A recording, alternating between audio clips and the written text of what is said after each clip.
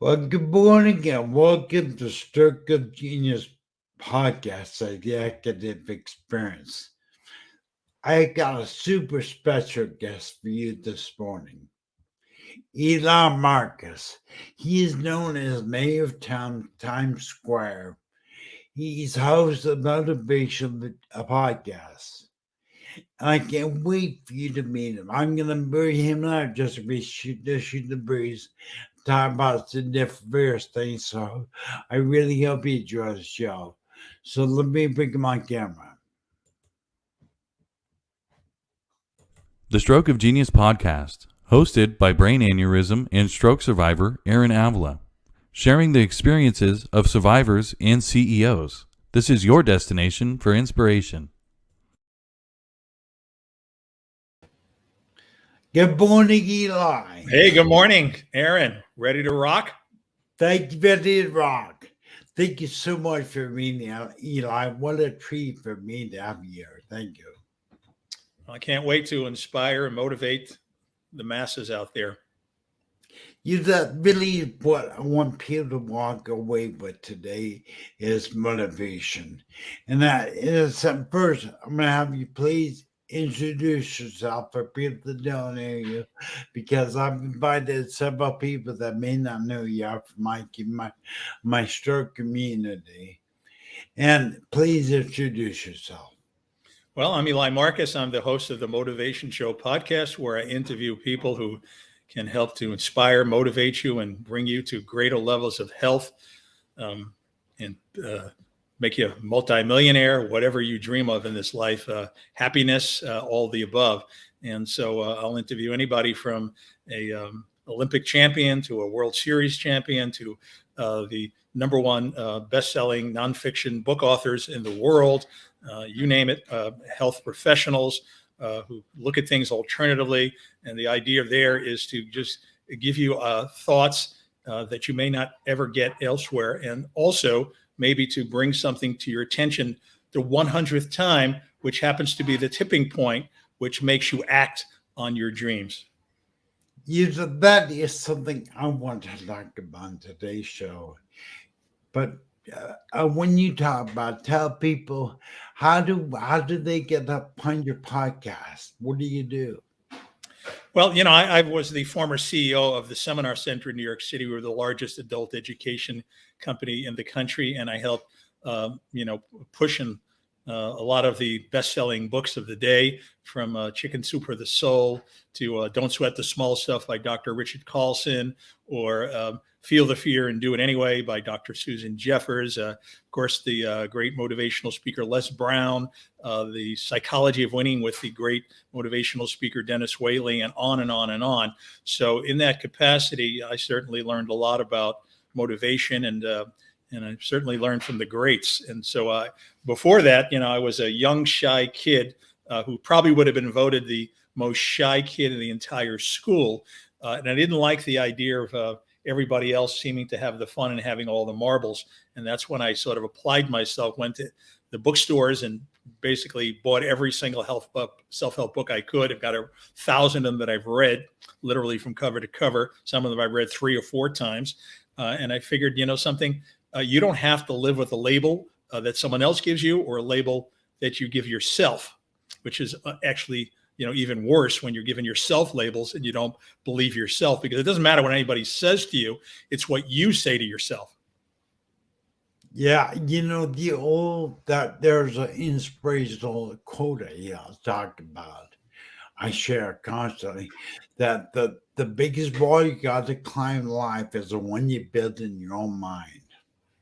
Yeah, there are some people still clinging on to what somebody said when they were 8 years old. Your friend said, "Oh, you got big ears," or you're stupid, or whatever. And sometimes those labels are stuck in our subconscious, and we're still buying into that.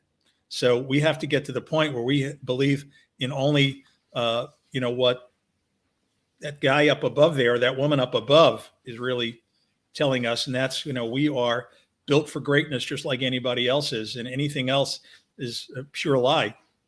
We are great, and that's why we're here on this earth. We all have a mission to fulfill. You and I believe I saturate myself daily with motivational videos and stuff like that, Brown, and my just other people, numerous other people. But here's somebody you may know. I don't know her. Dana, what can you say that on the screen? Oh, that's so sweet. Yes. Thank you so much, Dina.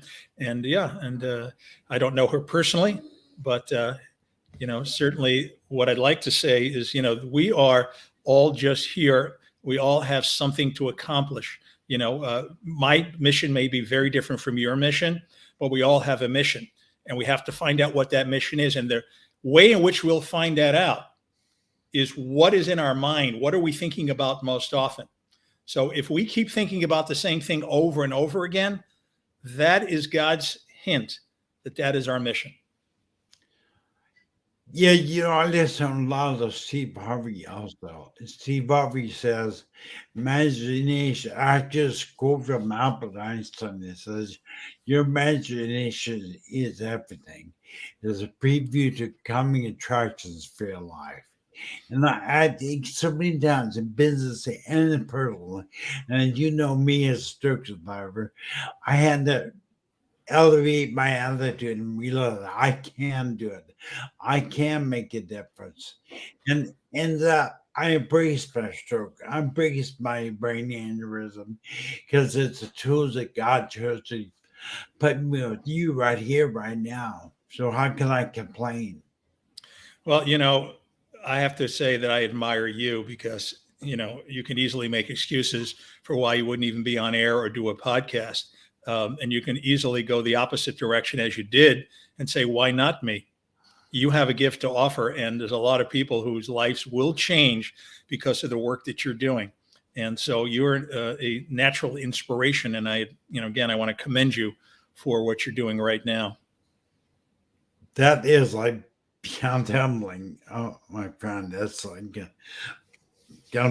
I cry easy, so I gotta be careful. That makes you a bigger man. You can show your emotions. People like real people. The problem today is, particularly men, we're all hiding behind a facade. We're pretending that we're somebody that we're maybe not, or we're, just letting people know our Instagram world, which is, a world of fun. We only show the fun pictures. We don't show the other sides, but, that's not life. Life is ups and downs. And when other people can show their vulnerability, it makes them more real. It makes them more relatable.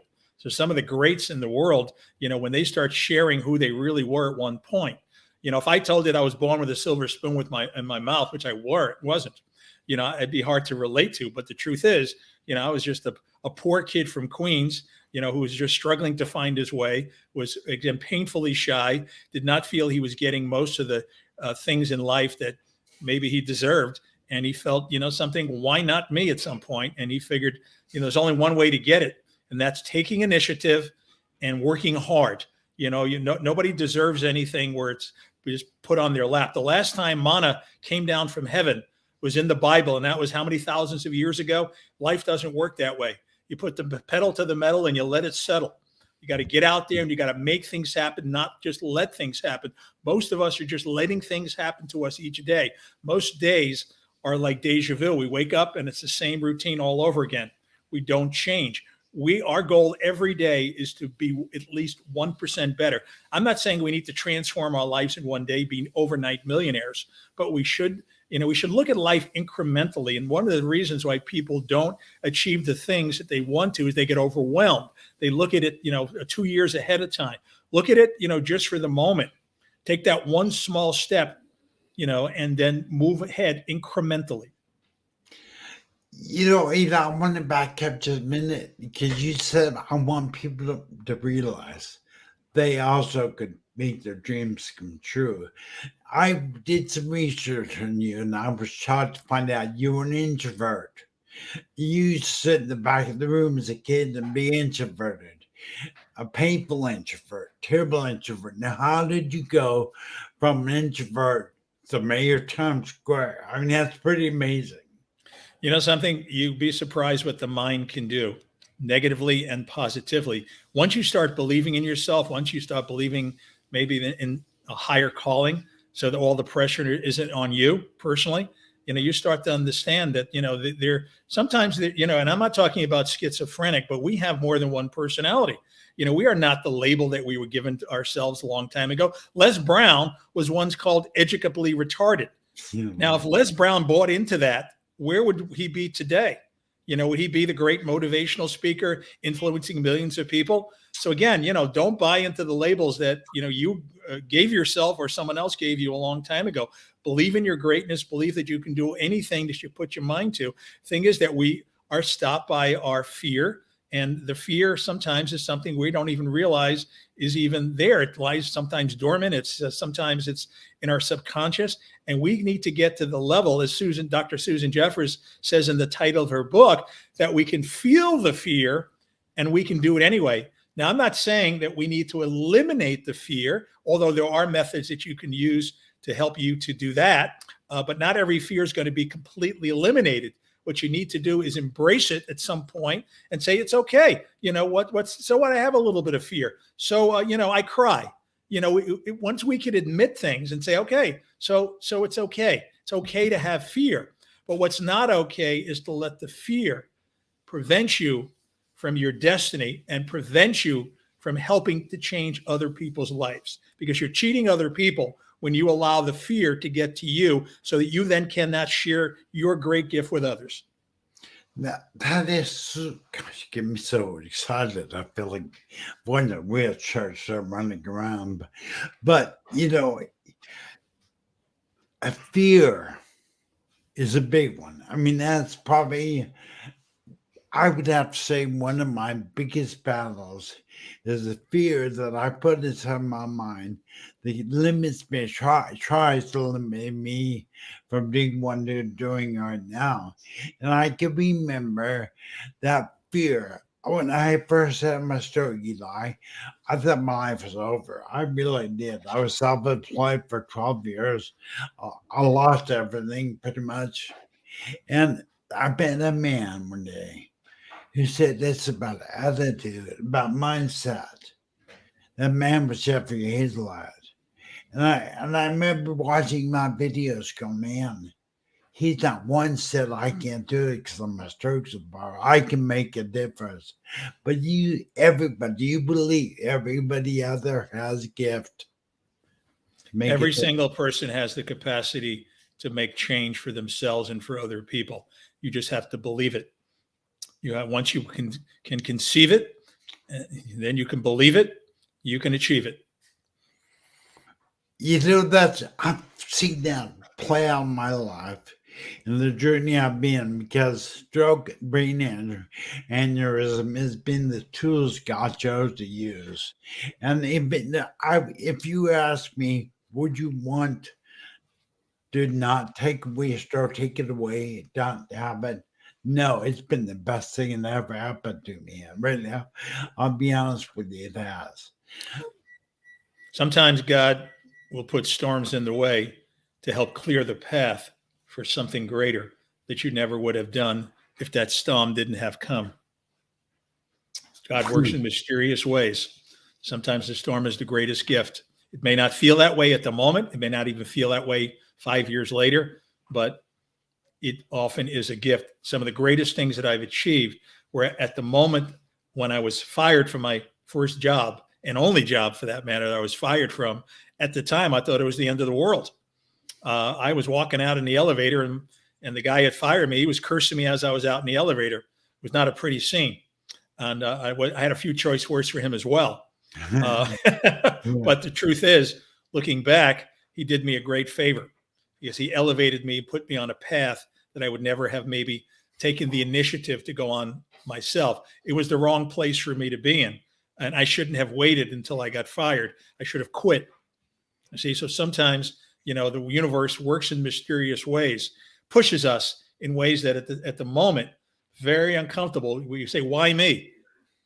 And then it's only in retrospective years later that we realize what a gift we've been given. To start all over again is a gift. It can be scary. It can be intimidating. But what we need to do is we need to stop having plan Bs. See, we need to actually burn the boats behind us, because when we burn the boats behind us, we have no other choice but to succeed, and we'll find the way. We have to have the faith. Without faith, we cannot succeed. We could not move forward. We could not have the guts.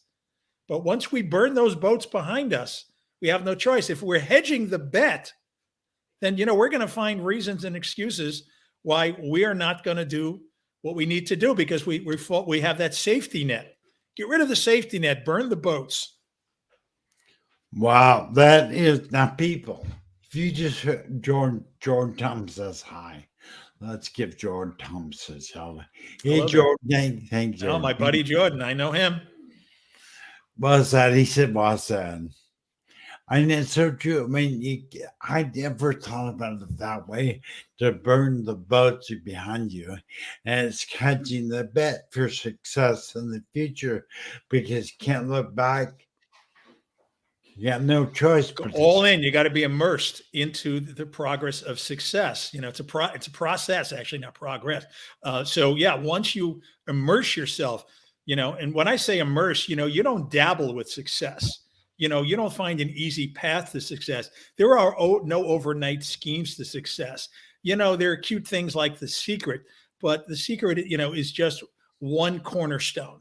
There is no one thing that's going to propel you, other than the fact that you have to be completely immersed, completely in. And again, if you didn't burn the boats behind you, if you still have 3 jobs, are you completely in? Now, it doesn't mean you quit the 2 jobs. You can take baby steps while you're in those other jobs to set the foundation. But at some point, you've got to cut the umbilical cord. If you don't cut the umbilical cord, you are a tire kicker. And you don't want to be a tire kicker. You want to get to the level where you believe in yourself and just move forward and cut everything out and just focus, immerse. Oh my God, Eli, you're changing my life so peak, and I got tingles. You're 100% correct. I mean, I think people tend to hold back. Number one, because of what we're talking about earlier is fear. They're afraid of failing, so they don't try. But I think fear needs to be burned with the boats. Just burn the fear, because it keeps you going. Here's the thing, Aaron. There is nobody on this planet that has the perfect solution and the perfect formula for business or for anything else. There doesn't exist. Perfection doesn't exist. So once you get the thought of perfection out of your mind, that you have to be perfect or even near perfect, once you can get that thought out of your mind, you're freed up to do what you're ever going to do. And you can accept less than perfect, because we're all less than perfect. I don't care if it's Michael Jordan or anybody else. Nobody goes into something, with the understanding that they're going to have a perfect record. No baseball player, no football player, no any other sportsman has perfect records. Yeah, maybe somebody in boxing may go 52-0, but it's not even then. Along the way, they're still going to get hit. So it's not perfect. They're still getting, they may out hit the other guy 10-1, but they're still getting hit. So as long as you can go in there and realize there's going to be the ups and downs, and it's the people that succeed in life are the people that can just take the punches and realize that the fight's not over. And it's not about the battles. It's about winning the entire war. So if you watch CEOs, they have a million problems every day. They just don't let them get them down, and they proceed despite the issues and despite the challenges. And when you can move forward and realize, don't take it personally that, 10, 20 things happen a day. Well, welcome to the club. It happens to all of us. Yeah, it's when you and I were talking earlier in the green room, we were talking about the hindrance of attitude. And it's important. I think it's really important that everybody realizes out there and also everywhere in the world that attitude, your attitude, you have to believe it to receive it. You got to believe you're built for greatness.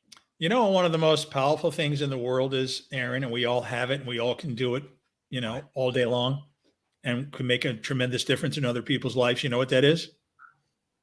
It's a smile. Uh-huh. A smile. People like other people that smile. People gravitate to people that smile. It makes people feel good when you smile. So why not smile more? Doesn't take a lot. You don't have to be a genius. You don't have to have a hard education. You can impact people simply by a smile. We have power beyond our own imagination to impact everybody we come across. One of my goals in life is simply to make everybody slightly better, simply because they come across my path. And I can do that maybe just with a smile. Maybe not all my words resonate, but usually a smile will resonate. So we all have power and a gift. Well, we already impacting alive now. Dana is smiling now. She says she's smiling. So great. That's great.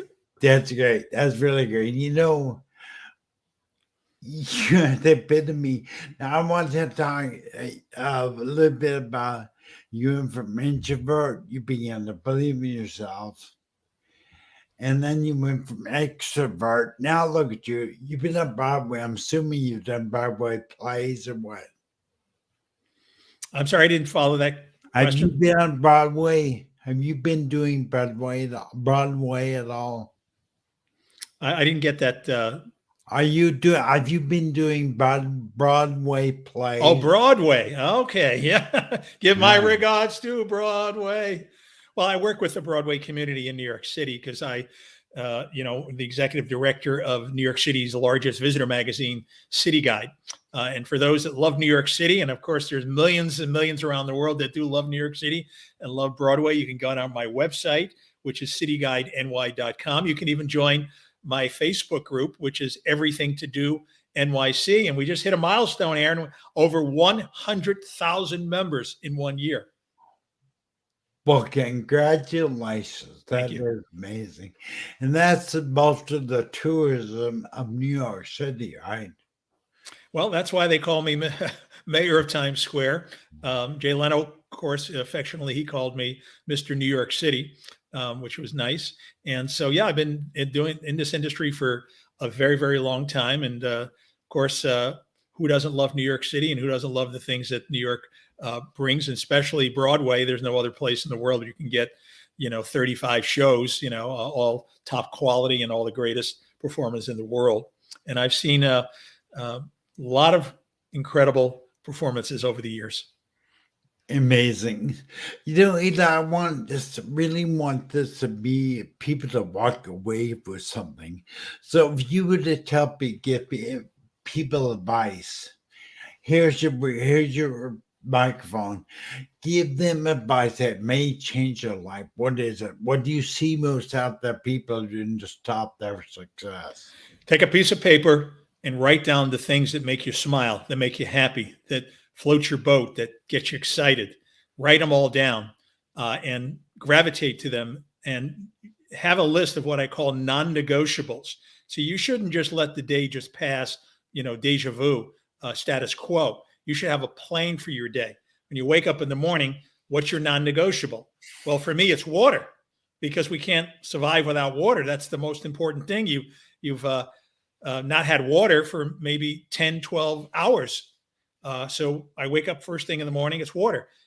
You can wake up first thing in the morning and have some gratitude, because if you have gratitude, you start the day off in a positive frame of mind. Then you're thinking in the right direction already. You're getting your day set up. It's like a ball player. They don't just go out there and just wing it. They're out there and they're warming up. So how are you warming up for your day? For me, it's also exercise. First thing in the morning, I like to get that out of the way, because when I exercise, the endorphins flow into my brain, into my mind, and I'm more positive. That's a natural state of high. We want to be in a natural state of high. We don't need to depend on cigarettes, and we don't need to depend on alcohol to make us feel good. And too many of us are depending on outside substances, drugs, whatever else, to make us feel good. We can naturally feel good. Look at me. I'm feeling good. I don't drink. I don't smoke. I don't do any of those things. I'm high on life. I wake up in the morning and I've trained my mind to feel good, because I'm doing, some of the small things small to maybe someone else, big for me. You know, I'm out, I've already done my exercise. You know, I've already drank my water. I've already set the stage for my day. And I believe that today is going to be a day that's going to live in infamy for me, because I'm going to find a way to make this day special. Getting on your podcast is an example of that. I didn't do that yesterday, I didn't do that the day before. So every day, find something that's special. Wow, Eli. I mean, thank you. Thank you. Thank you for sharing with us. You know, I can't believe we're basically got a few more minutes, but, you know, I think mindset is everything. I mean, I sat there suicide after I had my stroke, and I thought it was over. And then I realized it's the way I think. And Jeff Hazlett taught me, think big and act bigger. And look at me today. I thought for sure my speech deficit, my being a wizard, was going to limit me for the rest of my life. Ended up be catapulting me. Now look, I'm interviewing the mayor of Times Square. Well, it just goes to show you, you know, that you got a choice.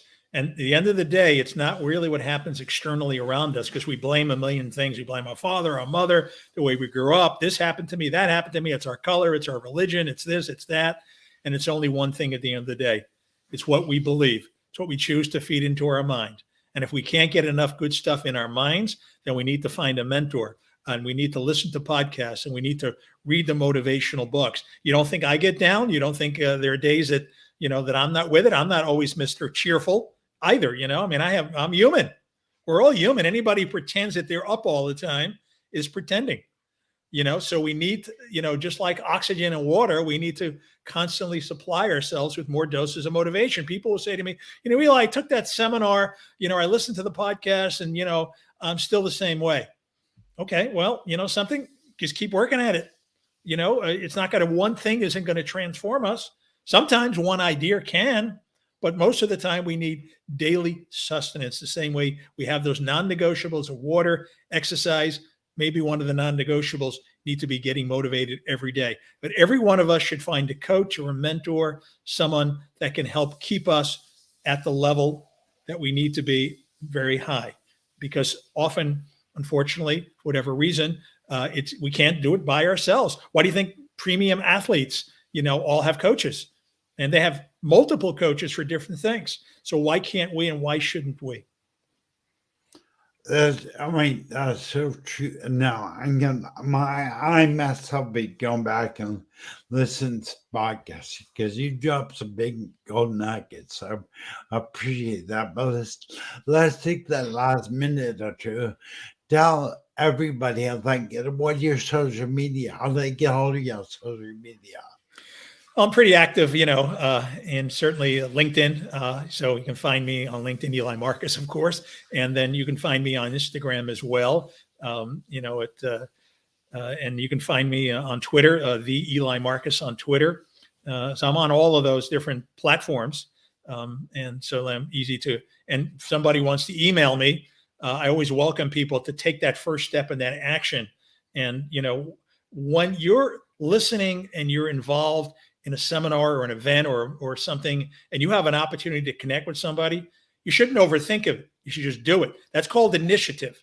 And that's one of the great things that'll lead us to success, when we have that word in our mind that we need to take more initiative. So people can email me at motivate@gmail.com. That's motivate, the number 2, and then Z, A to Z. Get it? motivate@gmail.com. Ask me any question that you want, and I'll be happy to. And the only way in life that you succeed is by asking more questions. Wow, I love that. Now it's perfect. It's pretty much thank you so much, Eli, for being here. I really appreciate it. Thank you. It's been a pleasure, Aaron. You're doing a great job. Keep it up. Thank you. Thank you, Eli.